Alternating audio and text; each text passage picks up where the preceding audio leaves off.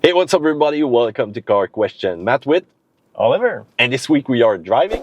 Kia K4. What is that, Ollie? It's a brand new car from Kia. Oh, and this is going to be the only available sedan in the lineup. You guys in the US are kind of lucky. You will still have the K5 for a little bit longer, but over here in Canada. So remember that we did a review of the Kia K5. Go check the video over there. I don't really miss the Rio though, but the Forte is going to be gone, and you can see that this car will share just the engine, even the turbo one, with this car. But otherwise than that, this is a brand new platform, brand new design, and they're getting aggressive even with the price. So do you think that the sedan segment, the affordable segment, is going bye-bye to be replaced with SUV? Well, Kia thinks that you might want to look at this car if you want something affordable. But when you look at the exterior, wow, Ollie, look at this car. Does it seem like a sports car? It does look like a sports car. It's a minimalist design outside, and I really like this one and this color also. Minimalist in some kind of way with the angle that they created. Remember, the exercise of styling is called opposite united. So you've got this not really aggressive line, but sometimes flat, sometimes straight. But when you look at that rear though, with the handle of the rear door, and how about that fastback style? I've never seen that in any other car right now, which is available in that segment. Exactly. It kind of reminds me the Stinger. Yeah, the Stinger a little bit. Yeah. Bye-bye the Stinger, by the way. So you've got that unique styling, that exterior design that really shine because only the Koreans are able to do that. You've got also the fact that there's a little bit of plastic though, but not too much. I really dig the signature light. They call it the famous star map design up in front, that long LED line of light, and when you get to the rear too, the same but only in red. And I love the energy that they put to create something unique, because light is important with a car. When you look at them, when you see them at night, it kind of really shows that this is a real unique one. If you get with the GT line, do you like the more aggressive styling, Ali? Yes, I do, but it doesn't make a big difference when you look at it. There's a little bit of part in the front and in the rear that has paint instead of the plastic, and does look better though. Yeah, with that simile body kit, as you might want to call it. So opposite united, it's a good thing. The star map feature, it's a good thing too. And it's a cool thing that you mentioned that the GT line is aggressive, yes, but not that much, because if you want an affordable car, you still got one which is really good looking. Wheels from 16 to 18 inches. If you want to move to winter mode, it's going to be from 15 inches that you can go with the less equipped model, and only 17 inches minimal wheels that you will be able to use on those GT line fully equipped models. So when you compare the size, it's a little bit shorter than the K5, not really larger than the Forte, but there's also a lot of rumors that we're going to see a hatchback really soon, but I'm not ready to take a bet on that. Feel free to bet in the comments down there below. Oliver, interior, the first thing that you see in the car, what do you like? I love the screen. Yeah. Even an EX model, it's a 12-inch screen, so I love that. And also, it looks luxurious, and it's a simple design, but it does the job.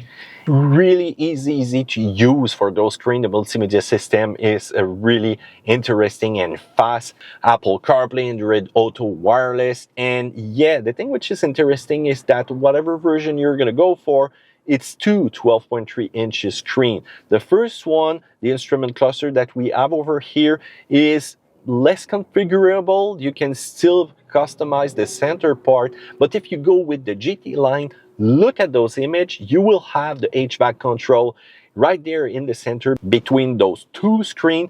And the thing also which is interesting, it kind of reminds me of the Kia EV9. So it's the same problem. The steering is kind of in the way of that screen, but if you press on the plus, you can activate the climate control all over there. And how about those minimalist button down there for the climate control, the heat? I'm not used to that. Usually it used to be a big turning knob. Now it's just simple LED display. Tell me if you like or if you don't.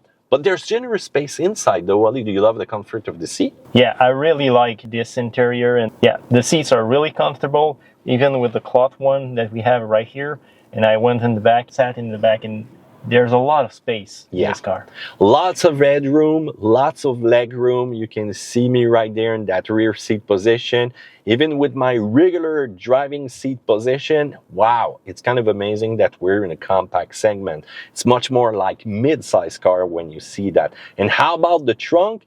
You open that, easy access, you can pull the handle, the seat will go down, but you can see that even with our small luggage, there's more than enough room to put a lot of luggage and go along with the family on the trip. So the interior, there's a little bit of plastic though in the door. The accessibility of the steering wheel height is kind of strange, but it's gonna leave a little bit of mess also if you use those buttons and even the screen. But it's not that cheap, but you can still feel some little bit of plastic part. But they did a great effort though. Let's talk about the engine. Well, this is where you're gonna get into known territory. 2.0 liter, Ollie? Yeah, 4-cylinder, 147 HP. There's also the 1.6 turbo. It's gonna do 190 HP. That's kind of good, but they changed something in the turbo engine. The other one is pretty much similar. You're going to get that ICVT. But with the turbo engine, it's now an 8-speed automatic transmission. Less horsepower than the Forte, but no more dual clutch. Anyway, it was not really fun to drive, lots of vibration, and reliability sometimes was kind of a mess. Let's talk about driving behind the wheels though. You can feel that there's adequate braking power. The suspension might be hard depending on the road condition that you're going to face, but also the major difference with the K4 is that if you go with the EX Plus and less equipped version, this is a torsion beam, a suspension, a really classical one. So if you hit a bump really hard, you're going to feel it in your back and you're going to hear the noise also. But if you go with the GT line and up, it's a multi-link suspension. Much more adequate to have fun in the curves, a little bit less bouncy though, and the sound will be a little bit different. Under hard acceleration, that 2-liter gets really noisy. It's not really fun. You don't feel a lot of power, but in the city, it's kind of adequate, don't you think, Ali? Yeah, and if you do highway with the cruise control, yeah, you'll be fine. And there's a ton of safety feature in that car. Even when you press the button, you've got that highway assistant feature that it will hold the line. You won't get tired while driving on a long trip.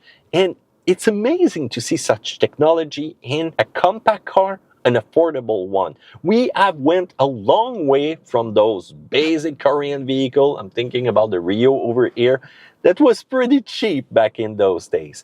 So you can also select driving mode. You've got normal, you've got sport, but it doesn't change a lot of things. You can feel a little bit of difference between the steering wheel, the transmission, the reactivity of the accelerator, but otherwise than that, Ali, do you think that driving mode is still required in those kind of cars? No, and in fact, you have this option in the EX model that we are trying today. If you go with the LX, you won't have this sports mode. It's kind of always stuck in the same mode, and the fuel efficiency will also be different. So I love how you don't get a lot of noise inside the cabin. You can talk with your passenger and you can see that they work really hard on getting the noise level really down inside this car. So it's a big difference from the Forte in the past and even those Rio cars that were kind of terrible at the noise level inside. So there you go, fuel consumption. The 2.0 liter will do around 5.8 on the highway, 7.9 into town. The turbo, we didn't have the data at the time that we filmed this video, but you're gonna see that it might be a little bit up though. US friends, the fuel consumption is down there in the screen. Price now, the price for a base LX model is going to be around $24,000 Canadian. But if you want the model that we recommend, this is the EX Plus. Taxes in, it's a $35,000 car, even a little bit more than that. Ali, do you think it's still called an affordable car? Well, in this economy and the market right now, probably. But that's it, guys. You have like no choice these days. Everything is about 25 and going up, and plus tax and everything, it's over 30 almost everywhere. When you compare it to other cars in the same segment, by the way, what car do you have in that segment? There's the Corolla and the Civic, the Mazda 3, and the Elantra, which is kind of the cousin of the K4. So when you compare all of those, let's say we put the Elantra aside, when you sit in a Corolla at that price and you see all the plastic around, you can feel it's older, you can feel it's not for the same consumer. The Kia K4 will have an appeal at this price for a lot of young buyers that like technology.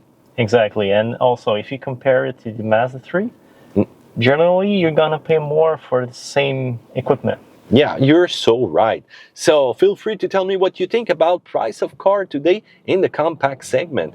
So high and lows, no all-wheel drive, the sound of the engine at full throttle, the power, which is kind of average for this kind of car, less horsepower than the Forte in the turbo version, no hybrid version. We're going to see if we have one soon. And in general, that compact segment is getting higher and higher when it comes to price. So you don't have any more affordable car around the 10K, 15K price that you're going to pay if you're a student and you're tight on a budget. These are the cars now which are the most affordable.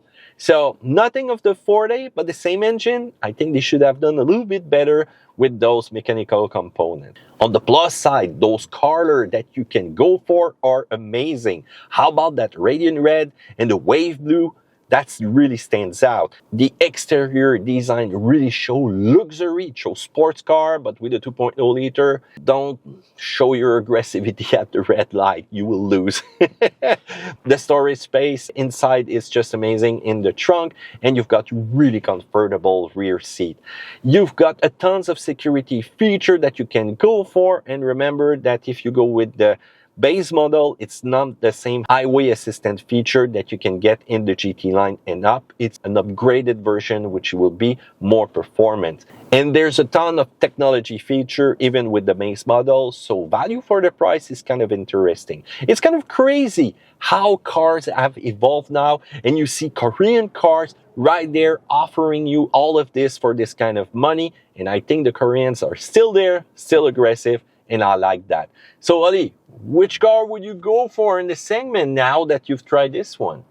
I'm not sure yet, but I would definitely consider this one because I'm a big gadget guy, and I love the base model that have the lane assist and everything. I think it's a big plus for us. He's young. Technology, young people, this just goes along. So there you go. What do you think about this car? Feel free to comment in the section down there below. Thumbs up. Also subscribe and make sure you check those videos because you don't think that you will like them. See ya. Take care. See you another time. And Ollie, thank you for coming. I have one question.